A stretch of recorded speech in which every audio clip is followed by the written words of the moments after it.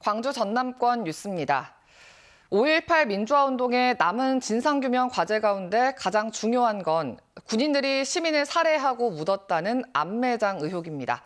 최근 해남의 군부대 근처에서 시신 3구가 발견됐는데요. 단서를 제공한 당시 현역병의 상세한 증언이 나왔습니다. 5년 전 KBS가 보도한 또 다른 증언과도 일치합니다. 양창희 기자입니다. 전남 해남군 백야리 예비군 훈련장. 5.18 당시 31사단 장병들이 시신을 암매장했다고 지목한 곳입니다. 여기서 무슨 일이 있었는지 밝히는 당시 현역병의 증언이 나왔습니다.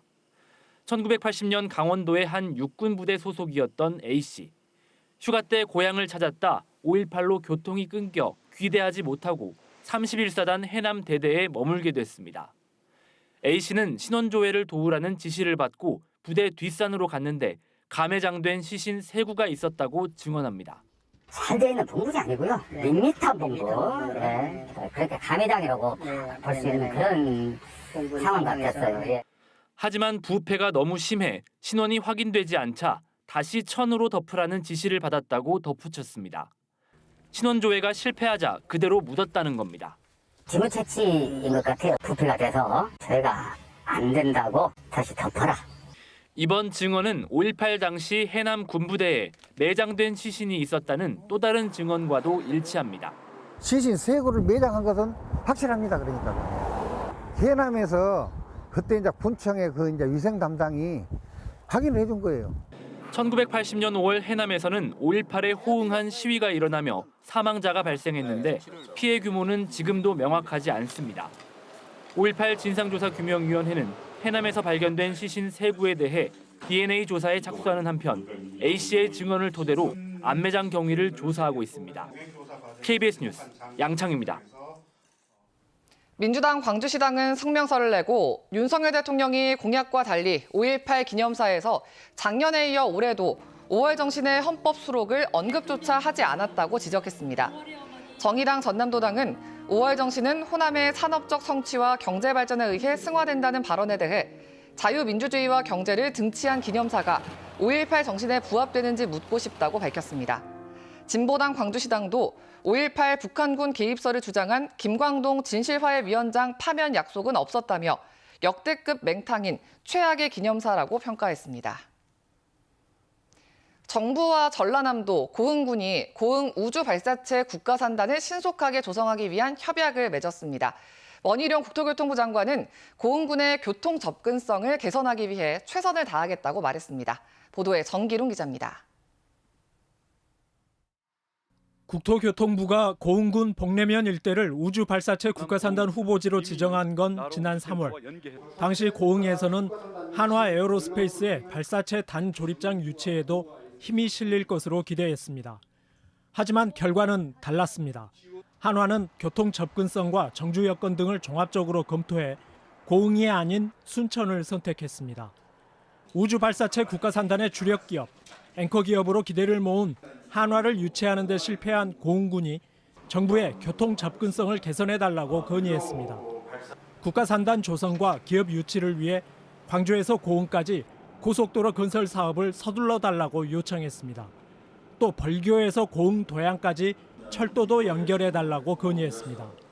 하도 접근성 때문에 어려워했기 때문에 그래서 하여튼 꼭 조만간 좀 해결되게 도와주시기를 부탁을 드리고요. 원희룡 국토교통부 장관은 최근 윤석열 대통령으로부터 국가산단 조성과 기업 유치를 위해 정부 부처가 총력 지원하라는 지시를 받았다면서 고흥군의 교통 접근성을 개선하기 위해 최선을 다하겠다고 말했습니다. 교통이 안 좋아서 늦어진다는 것은 사실은 말이 안 되는 거죠. 접근성 그리고 여기에 소재 부품 산업들 관련 기업들 유치하는 데 있어서도 저희가 전속력으로 하고 국토부는 전라남도와 고흥군 우주산단 사업 시행자로 지정된 LH 전남개발공사와 협약을 맺고 우주 국가산단의 예비 타당성 조사 통과, 기업 유치에 협력하기로 했습니다. KBS 뉴스 정길훈입니다. 김진표 국회의장이 순천만 국제정원 박람회장을 방문했습니다. 김 의장은 어제 박람회장을 찾아 오천 그린광장과 그린 아일랜드, 국가정원과 순천만 습지 등을 둘러보고 박람회 주제와 관람객 추이 등 진행 상황에 대한 설명을 들었습니다. 김 의장은 정원 박람회를 화해나 조경 산업과 연계해 지역 경제가 더 활성화될 수 있기를 기대한다고 말했습니다. 시내버스 안에서 심정지 상태로 쓰러진 70대 남성을 승객들이 심폐소생술로 살렸습니다. 신속한 응급대처로 소중한 생명을 구한 건 평소 심폐소생술을 배운 대학생들이었습니다. 손민주 기자의 보도입니다. 시내버스 좌석에 앉아있던 한 남성이 통로 쪽으로 몸이 천천히 기울더니 바닥으로 고꾸라집니다. 승객들이 당황하며 어쩔 줄 몰라 하는 사이 한 여성이 119에 신고합니다. 그 사이 남성 2명이 심폐소생술을 시작합니다. 번갈아가며 가슴 압박을 반복하는 사이 다른 승객들은 쓰러진 남성의 팔과 다리를 주무릅니다. 이들의 심폐소생술은 119가 도착할 때까지 10분 가까이 이어졌습니다. 심정지 상태였던 남성은 78살 할아버지.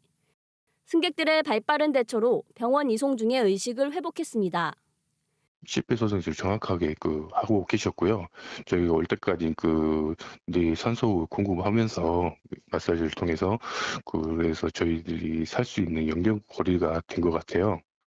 심정지 환자의 골든타임은 4분. 승객들이 남성을 이곳에 눕혀 심폐소생술을 하기 시작하기까지 걸린 시간은 단 2분이었습니다.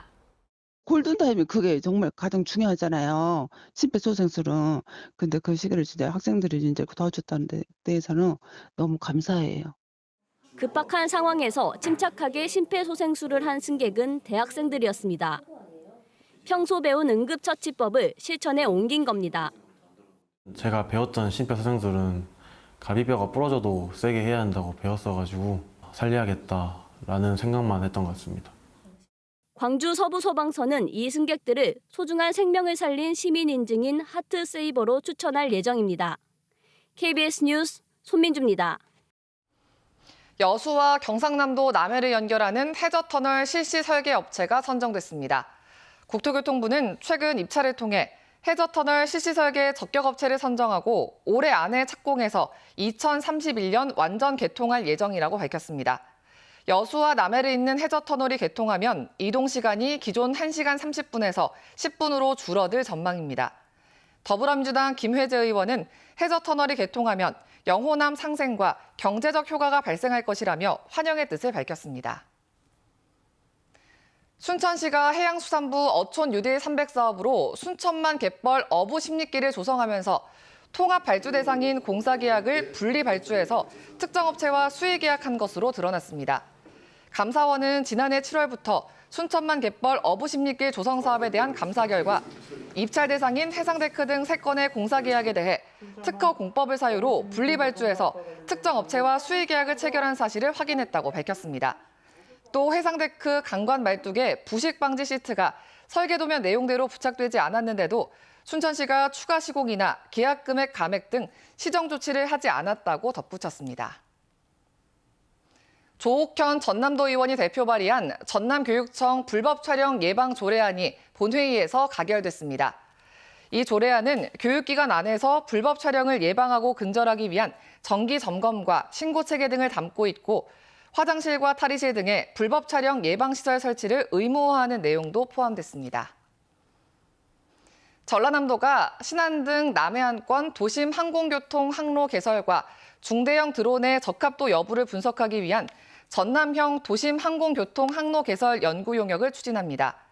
전남도는 이번 용역 자료를 정부의 도심 항공교통 상용화의 기초 자료로 활용하고 남해안권 관광과 섬 지역 긴급 수송 등의 시장을 발굴해 신성장 동력으로 이끌어 나가겠다고 밝혔습니다. 선박의 안전 운항을 위협해왔던 신안군 흑산항 방파제 앞 해상 폐기물 50톤이 10년 만에 수거됐습니다. 철거 과정에서 나온 폐기물은 분리수거를 거쳐 처리업체에서 재활용될 예정인데 목포해수청은 해당 수면에 불법 시설물이 다시 설치되지 않도록 단속을 강화할 방침입니다.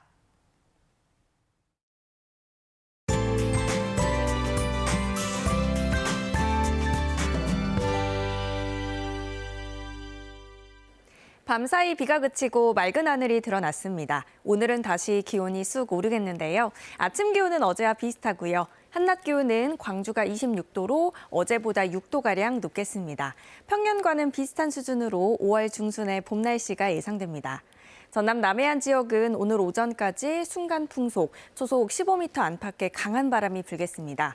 거문도와 초도에는 강풍주의보가 발효 중이고요. 오후에는 빗방울이 떨어지는 곳들이 있겠습니다. 현재 대부분 지역에서 맑은 하늘 보이고 있는데요. 순천과 영암 등 일부 전남 지역에는 안개가 짙게 끼어 있습니다. 운전하실 때 조심하셔야겠고요. 오후에는 대체로 흐리거나 구름이 다소 많아지겠습니다. 지역별 기온 자세하게 살펴보겠습니다. 아침 기온 어제와 비슷하거나 1에서 3도가량 낮습니다. 한낮 기온은 영광과 한평 25도로 온화하겠습니다. 여수의 낮 최고 기온 23도, 순천 25도 등으로 낮 기온은 어제보다 4에서 8도가량 높겠습니다. 목포의 한낮 기온 22도, 강진과 완도 25도까지 오르겠고요. 신안을 비롯한 도서 지역은 19도에서 23도가 예상됩니다. 남해서부 먼바다에 풍랑주의보가 발효 중인데요. 오전까지 물결이 최고 4m로 매우 높겠습니다. 주말 동안에는 가끔 구름 많겠고 내일은 기온도 더 오르겠습니다. 날씨였습니다. 5월 19일 뉴스광장 마칩니다. 시청해주신 여러분 고맙습니다.